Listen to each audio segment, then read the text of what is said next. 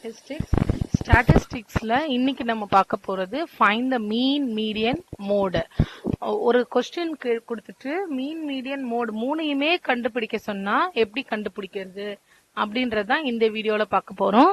இங்க கொஸ்டின் பாருங்க, find the mean median mode for the following data. மூணையுமே கண்டுபிடிங்க and verify the empirical relation. அதை verify பண்ணுங்க அப்படின்னு கொடுத்திருக்காங்க. இப்ப கொடுத்திருக்கிற டேட்டா நமக்கு வந்து ஒரு கிளாஸ் இன்டர்வல் டேட்டா கொடுத்திருக்காங்க. கிளாஸ் இன்டர்வல் டேட்டா அப்படின்னா அதுல கேப் இல்லாம இருந்ததுனா தான் நான் சம்ம அப்படியே ப்ரொசீட் பண்ணுவேன். இங்க நமக்கு வந்து ஃபர்ஸ்ட் வேல்யூ பாருங்க 1ல இருந்து 10ன்னு கொடுத்திருக்காங்க. அடுத்தது 11ல இருந்து 20 பாருங்க, 1ல இருந்து 10, அடுத்தது 11ல இருந்து 20 இப்படி இருக்கா. நமக்கு இப்படி வேல்யூ வந்து கேப்போட இருந்ததுன்னா, இப்ப இந்த இன்பிட்வீன்ல ஒரு கேப் இருக்கு. இந்த மாதிரி கேப் இருந்ததுன்னா நான் அந்த கேப்பை ஃபில் பண்றதுக்காக என்ன பண்ணுவோம், இந்த இடத்துல 0.5 ஷிஃப்ட் பண்ணிட்டு இங்கேயும் ஒரு 0.5 ஷிஃப்ட் பண்ணணும். இட் மீன்ஸ் முன்னாடியும் பின்னாடியும் 0.5 ஷிஃப்ட் பண்ணணும். அப்படி ஷிஃப்ட் பண்ணும்போது என்னவாகும்னா, இந்த 10 இப்படி ஷிஃப்ட் ஆகி 10.5 வரும், 11 வந்து இப்படி ஷிஃப்ட் ஆகி 10.5 வந்துடும். அப்ப கேப்பே இருக்காது. இந்த மெத்தடோட பேரு inclusive type. So class interval இருந்தா முதல்ல நம்ம செக் பண்ண போறது கேப் இருக்கா, கேப் இல்லாம இருக்கான்னு. நான் இப்ப கிளாஸ் இன்டர்வல் எழுதும் போதே நான் எப்படி எழுதுறேன்னு பாருங்க.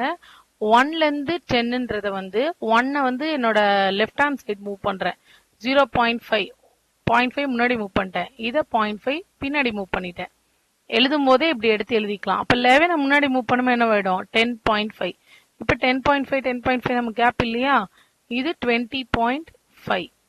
அப்புறம் எங்க விட்டோமோ அங்க இருந்து 20.5ல இருந்து 30.5, 30.5ல இருந்து 40.5 அண்ட் 40.5க்கு அப்புறம் நமக்கு வந்து வேல்யூஸ் எவ்வளவு தூரம் இருக்கோ அவ்வளவு தூரம் எழுத போறோம். 40.5ல இருந்து 50.5, 50.5ல இருந்து 60.5, 60.5ல இருந்து 70.5, 70.5ல இருந்து 80.5 and 80.5ல இருந்து 90.5 and last value 90ல இருந்து 100. ஸோ இங்க 100.5. இந்த பக்கமும் அந்த பக்கமும் நம்ம 0.5 மூவ் பண்ணியிருக்கோம். ஸோ டேலி ஆயிரும். கிளாஸ் இன்டர்வல் எழுதிட்டோமா. அடுத்தது இதுக்கான ஃப்ரீக்வன்சி. ஃப்ரீக்வன்சி வந்து 3, 7, 13, 17, அப்புறம் 12, 10, 8, 8, 6, 6. இப்ப நம்ம மூணையுமே ஒரே டேபிள்ல போட போறோம்னு சொன்னோமா. மீன், மீடியன், மோட் எல்லாமே இங்கதான் எழுத போறோம். நான் முதல்ல மீனுக்கான ஃபார்முலா எழுதுறேன். ஒண்ணா நம்ம கால்குலேட் பண்ணிக்கலாம். ஃபர்ஸ்ட் மீனுக்கான ஃபார்முலா. மீனுக்கான ஃபார்முலா இது கண்டினியூஸ் டேட்டா. அப்ப இதுக்கான formula summation F X by summation F. அப்ப எனக்கு எஃப்எக்ஸ் வேணும். எஃப்எக்ஸ் வேணும்னா எக்ஸ் வேணும். இது நம்ம கிளாஸ் இன்டர்வல்ல தானே கொடுத்துருக்கோம். அப்ப நம்ம கிட்ட எக்ஸ் கிடையாது. இப்ப நான் எக்ஸுக்கு என்ன பண்ணுவேன், மிட் எக்ஸ். மிட் எக்ஸ் நான் எப்படி கண்டுபிடிக்கணும், 10.5 பிளஸ் 0.5 அந்த ஃபர்ஸ்ட் வேல்யூ லாஸ்ட் வேல்யூ ரெண்டையும் ஆட் பண்ணி டிவைடட் பை 2. இப்ப 11 வரும். 11/2ன்றது 5.5.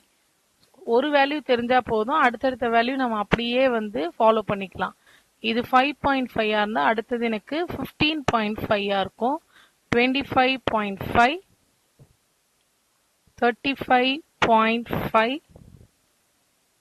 45.5, 55.5, 65.5. நம்ம கால்குலேட்டர் தான் வச்சிருப்போம், அதனால எந்த நம்பரால வேணா மல்டிப்ளை பண்ணலாம். டீவியேஷன் மெத்தட் ஏடி யூஸ் பண்ணி ஒன்னு இருக்கு, பட் அதுதான் போடணும்னு நெசசிட்டி கிடையாது. எப்படி போட்டாலும் நமக்கு ஒரே ஆன்சர் வரும். ஓகே, முடிச்சாச்சு. இப்போ நமக்கு எஃப் இன்டு எக்ஸ் வேணும்ல. அப்போ இது ரெண்டையும் நான் மல்டிப்ளை பண்ண போறேன்.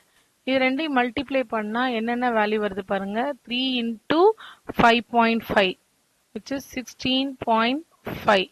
அடுத்தது 108.5, 331.5, 603.5, 546, next 555, 524, 604, 513 and last value 573.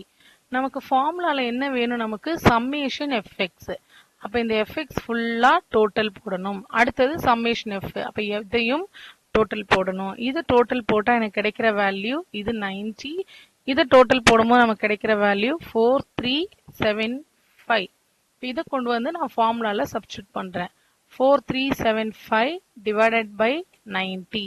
இதை டிவைட் பண்ணும்போது எனக்கு மீன் கிடைக்கிற வேல்யூ 48.61. இது மீனோட வேல்யூ. கொஸ்டின் என்ன? மீன், மீடியன், மோட் எல்லாமே கண்டுபிடிக்கணுமா? அப்ப அடுத்தது எனக்கு மீடியன் கிளாஸ். மீடியனுக்கான ஃபார்முலா ஃபர்ஸ்ட் மீடியன் கிளாஸ் கண்டுபிடிக்கணும். அது n+1/2 டேர்ம். கேபிட்டல் என்னன்றது டோட்டல் ஃப்ரீக்வன்சி. டோட்டல் ஃப்ரீக்வன்சி எனக்கு ஏற்கனவே தெரியும். பட் மீடியனுக்கு எனக்கு தேவையானது கியூமுலேட்டிவ் ஃப்ரீக்வன்சி. ஃப்ரீக்வன்சியை நான் ஆட் பண்ணிக்கிட்டே வரணும். So first value 3. இது வந்து சிஎஃப். சிஎஃப்னா கியூமுலேட்டிவ் ஃப்ரீக்வன்சி 3. 3யோட 7 ஆட் பண்ணுங்க. இந்த வேல்யூ ஆட் பண்றோம்.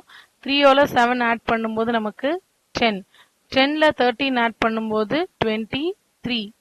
23ல அப்படியே ஒரு வேல்யூவா நம்ம ஆட் பண்ணிட்டே வர போறோம். 23ல 17 ஆட் பண்ணும்போது நமக்கு 40 அண்ட் 40ல 12 ஆட் பண்ணும்போது 52. 52ல 10 ஆட் பண்ணும்போது 62.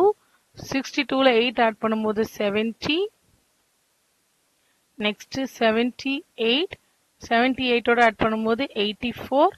90. இப்போ நம்ம வேல்யூ கரெக்டான்றது எப்படி தெரியும் அப்படின்னா, இங்க இருக்கிற இந்த டோட்டல் ஃப்ரீக்வன்சியும் இங்க லாஸ்டா வர வேல்யூவும் நமக்கு ஈக்குவலா இருக்கும். அப்பதான் நம்மளோட ஃப்ரீக்வன்சியை கரெக்டா ஆட் பண்ணிருக்கோம் அப்படின்னு தெரியும். இப்போ கியூமுலேட்டிவ் ஃப்ரீக்வன்சியை கொண்டு வந்து இங்க சப்ஸ்டிட்யூட் பண்ண போறோம். கேபிட்டல் என்னன்றது 90. So 90 + 1 divided by 2. அது எங்க இருக்கோ அந்த டேர்ம். 90/2ன்றது 45.5 டேர்ம். இந்த 45.5 சிஎஃப்ல எங்க இருக்குன்னு பாருங்க. சிஎஃப்ல எங்க இருக்கு? இதுக்கும் இதுக்கும் நடுவுல இருக்கு. அதை விட கம்மியான வேல்யூ எடுக்கக்கூடாது, அதை விட அதிகமான வேல்யூ எடுக்கணும். ஸோ அதோட அதிகமான வேல்யூ எடுத்து அதை நம்ம இப்போ சர்க்கிள் பண்ண போறோம். நான் வந்து உங்களுக்கு ஹைலைட் பண்ணி காட்ட போறேன். ஆக்சுவலா நீங்க எக்ஸாம்ல வந்து ஹைலைட் பண்ண முடியாது, சர்க்கிள் பண்ணிக்கோங்க. 45.5 விட அதிகமான, அதுக்கு அடுத்தபடியா இருக்கிற வேல்யூ 40க்கும் 52க்கும் நடுவுல இருக்கு. ஸோ 40 எடுக்கக்கூடாது, அதோட அதிகமான வேல்யூ 52 எடுத்துக்கணும். இதை நம்ம சர்க்கிள் பண்ணிக்கோங்க. ஸோ நானும் உங்களுக்கு சர்க்கிள் பண்ணியே காட்டுறேன். ஓகே, ஸோ இதுதான் நம்மளோட மீடியன் கிளாஸ். இதை ஃபுல்லா சர்க்கிள் பண்ணிட்டு இதை மீடியன் கிளாஸ் அப்படின்னு சொல்லிடலாம். இது பக்கத்திலே எழுதிடுறேன். இது வந்து என்னோட மீடியன் கிளாஸ். இப்போ இந்த மீடியன் கிளாஸ்ல எனக்கு என்னெல்லாம் வேணும்னா, லோவர் லிமிட் ஃபர்ஸ்ட் ஃபார்முலா எழுதிடுவோம். கீழே போயிட்டு ஃபார்முலா எழுதிட்டு தேவையானதெல்லாம் எழுதலாம். ஸோ மீடியன் கிளாஸ் மார்க் பண்ணிட்டோம். இப்போ மீடியனுக்கு எனக்கு என்னெல்லாம் வேணும்? L plus n/2 minus m divided by F into C. இதுல எல்ன்றது lower limit of median class. நான் மார்க் பண்ணிருக்க மீடியன் கிளாஸ்ல எனக்கு லோவர் லிமிட் 40.5, அப்பர் லிமிட் 50.5. அதுல இந்த வேல்யூ தான் என்னோட லோவர் லிமிட். ஸோ இதை வந்து ஹைலைட் பண்ணிட்டேன். இது என்னோட எல் வேல்யூ. அடுத்தது கேபிட்டல் என் வேணுமா? எனக்கு ஃபார்முலாக்கு வாங்க. கேபிட்டல் என் வேணுமா? அது ஏற்கனவே நமக்கு தெரியும் 90 அப்படின்னு, அது அப்ப பிரச்சனை இல்லை. அப்புறம் ஸ்மால் எம். ஸ்மால் எம்ன்றது ப்ரீ மீடியன் கிளாஸ். இந்த மீடியன் கிளாஸ்னு ஒன்று எடுத்திருக்கோம்ல, அதுக்கு முன்னாடி இருக்கிற சிஎஃப் வேல்யூ தான் ஸ்மால் எம். இதுதான் என்னோட ஸ்மால் எம் வேல்யூ. அண்ட் அடுத்தது எஃப் வேணும். எஃப்ன்றது frequency of the median class. So இதுதான் என்னோட எஃப். இதை மூணையும் மார்க் பண்ணிட்டு அடுத்தது சி. சின்றது கிளாஸ் லிமிட். கிளாஸ் லிமிட்னா ஒரு நம்பருக்கும் இந்த இடத்துல பார்க்கணும். 0.5க்கும் 10.5க்கும் என்ன வித்தியாசம்? 10. 10.5க்கும் 20.5க்கும் 10. இது மாதிரி எல்லா இடத்துலயும் 10 தான் நமக்கு கேப். இது எல்லாத்தையும் கொண்டு வந்து கீழே சப்ஸ்டிட்யூட் பண்ண போறோம். எல் இருக்கிற இடத்துல நம்மளோட லோவர் லிமிட் 40.5 பிளஸ் கேபிட்டல் என். கேபிட்டல் என்னன்ற வேல்யூ 90/2 மைனஸ் எம் ஓட value 40. frequency 12 into class interval 10. இதை calculate பண்ணும்போது 40.5 plus 4.1. இது மொத்தமா 44.6. இது என்னோட மீடியன். இப்ப மீன் கிடைச்சிருச்சு, மீடியன் கிடைச்சிருச்சு. அடுத்தது மோடு. மோடுக்கான ஃபார்முலா, இது கிளாஸ் லிமிட்ல அதுக்கான formula L plus F1 minus F0 by 2F1 minus F0 minus F2 into C. இதுதான் மோடுக்கான ஃபார்முலா. இதுக்கு ஃபுல்லாவே சேர்த்து கூட பிராக்கெட் யூஸ் பண்ணிக்கலாம். இப்போ இதுக்கு எனக்கு மாடல் கிளாஸ் எதுன்னு எனக்கு தெரியணும். மோடோட கிளாஸ். மோடோட கிளாஸ் நான் எப்படி கண்டுபிடிப்பேன்னா, ஃப்ரீக்வன்சில எது மேக்சிமமோ அதுதான் என்னோட மோடோட கிளாஸ். ஸோ அதுக்கு வேற ஒரு கலர் யூஸ் பண்ணிக்கலாம் நம்ம. இப்போ இங்க ஃப்ரீக்வன்சில அதிகமான ஃப்ரீக்வன்சி 17. ஸோ அந்த 17 எங்க இருக்கோ அதுதான் என்னோட மோட் கிளாஸ். இங்கேயே மார்க் பண்ணிட்டேன். இதை நான் என்ன சொல்லலாம், மாடல் கிளாஸ். மோடோட பிளேஸ் இங்கதான். இப்ப இங்க எனக்கு லோவர் லிமிட்ன்றது இந்த வேல்யூ 30.5 தான் என்னோட lower limit. So L sorry okay, இது நம்மளோட எல். அதோட ஃப்ரீக்வன்சின்றது F1, மேல இருக்கிறது F0, கீழே இருக்கிறது F2. இது மூணும் தான் நமக்கு வேணும். L, F0, F1, F2.